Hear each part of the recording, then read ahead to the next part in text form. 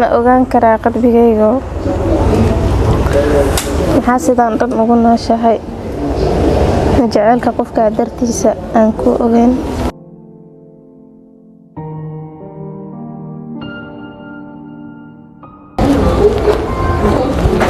ما adiga aniga seeta xaaladaada ka war ma fiican alxamdulillah ana xaqu dhacay oo fikirsan waxa wali ma jeceshahay maya waxay aad sheeko soo dhamaatay sidee ku awooday fahamsi bar sidee jecel ku dhamaado asaga ay tusay asbaabaha aan uga fogaan karo asaga aan igu kalafay inaan ka fogaado oo aan iska iloobo waxay qayb nolosheeda ka mid ah waxaan ku soo kici jiray oo aan ku seexan jiray hadalkeeda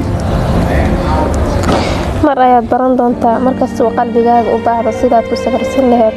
mar ayaad baran doontaa markasta uu qalbigaaga u baahdo markasta uu qalbigaaga horac ka shaqeeyo sidaad ku sabarsan lahayd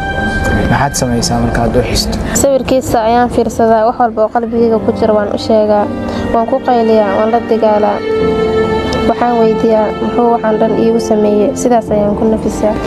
jaceylkii aan muddo fog aan soo waday waxaad dhiirtaan ku soo koobmi sawir waxbana ii sheegin jawaab isiinayn inaan la hadlo su'aal weydiiyo taa macquul miya